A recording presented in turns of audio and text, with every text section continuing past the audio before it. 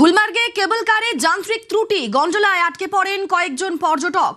তড়িঘড়ি উদ্ধারে নামে সেনা পুলিশ, সবাইকে নিরাপদে উদ্ধার করা হয়েছে। রুদ্ধশ্বাস উদ্ধারের ছবি নিউজ 18 বাংলায়। चलो मैडम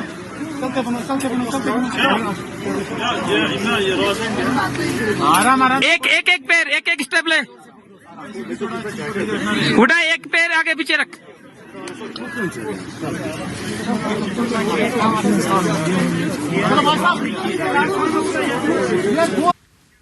মধ্যপ্রাচ্যের যুদ্ধে জ্বালানিতে আগুন, মহার্ঘ পেট্রোল ডিজেল।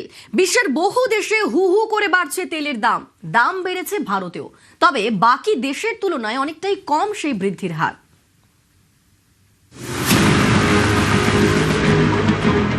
মধ্যপ্রাচ্যের যুদ্ধে আরো মহার্ঘ জ্বালানি।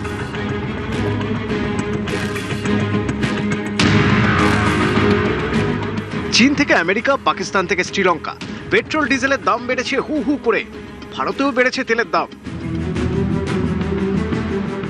25শে মে সোমবার ফের বেড়েছে তেলের দাম। সোমবার কলকাতায় লিটার প্রতি 2 টাকা 87 পয়সায় বেড়েছে পেট্রোলের দাম। কলকাতায় 1 লিটার পেট্রোলের দাম এখন 113 টাকা 51 পয়সা।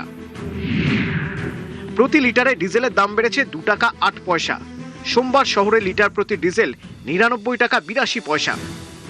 क्या करिएगा, अभी युद्ध चल रहा है ईरान का, तो जब तक ये मामला ठीक नहीं होगा तो ऐसे ही चले। कोई कोई देश में 70% 60% बढ़ा है।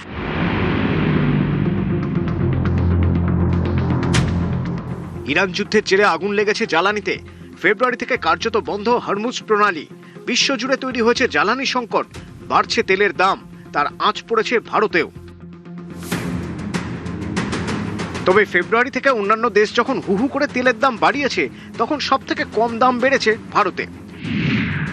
ফেব্রুয়ারি থেকে মের মধ্যে ভারতে পেট্রোলের দাম বেড়েছে 7.7%, ডিজেলের দাম বেড়েছে 8.6%। সেখানে চীনে 21.7% বেড়েছে পেট্রোলের দাম, ডিজেলের দাম বেড়েছে 23.7%। আমেরিকায় পেট্রোলের দাম 44.5% বেড়েছে, 48.1% দামই হয়েছে ডিজেল। আমরা যদি ভারতের আশপাশে দেখি, পাকিস্তানে পেট্রোলের দাম 54.9% বেড়েছে, ডিজেলের দাম বেড়েছে 44.9%। নেপালে 38.2% বেড়েছে পেট্রোলের দাম, ডিজেলের দাম বেড়েছে 58.5%। শ্রীলঙ্কায় পেট্রোলের দাম বেড়েছে 38.2%, 41.8% মহার্ঘ হয়েছে ডিজেল। মায়ানমারে ফেব্রুয়ারি থেকে 89.7% বেড়েছে পেট্রোলের দাম, ডিজেলের দাম বেড়েছে 112.7%। অর্থাৎ বাকি দেশগুলির তুলনায় ভারতে জ্বালানির দাম বেড়েছে নামমাত্র। বিরোধীরা প্রায় প্রশ্ন তোলেন, আন্তর্জাতিক বাজারে তেলের দাম বাড়লেই সরকার দেশে তেলের দাম বাড়ায়, তাহলে আন্তর্জাতিক বাজারে তেলের দাম কমলে দেশে পেট্রোল ডিজেলের দাম কমানো হয় না কেন? ইরান যুদ্ধ যখন শুরু হয়েছিল, তখন বিশ্ববাজারে অপরিশোধিত তেলের দাম ছিল ব্যারেল প্রতি প্রায় $70। এখন যা ব্যারেল প্রতি $100 পেরিয়ে গিয়েছে, অথচ সেই হারে তেলের দাম বাড়ায়নি কেন্দ্র। অর্থাৎ তেলের দামের বোঝা সাধারণ মানুষের ঘাড়ে চড়তে দেয়নি সরকার। এমনকি এখনো প্রতিদিন প্রায় 500 কোটি টাকার লোকসানে তেল বিক্রি করছে দেশের তেল সংস্থাগুলি। পেট্রোল বিক্রি করতে লিটার প্রতি 13 টাকা লোকসান হচ্ছে। ডিজেলের ক্ষেত্রে লোকসানের অঙ্ক লিটার প্রতি 38 টাকা।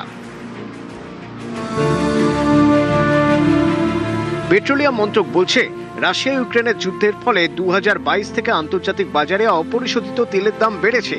দেশে তখনও পেট্রোল ডিজেলের দাম বাড়ায়নি মোদী সরকার। এই লোকসান সামাল দিতে 2023-এ রাষ্ট্রায়ত্ত তেল সংস্থাগুলিকে 22,000 কোটি টাকা অর্থ সাহায্য করে কেন্দ্রীয় সরকার। 2025 সালে কেন্দ্রীয় সরকার তেল সংস্থাগুলিকে 30,000 কোটি টাকা অর্থ সাহায্য করেছে।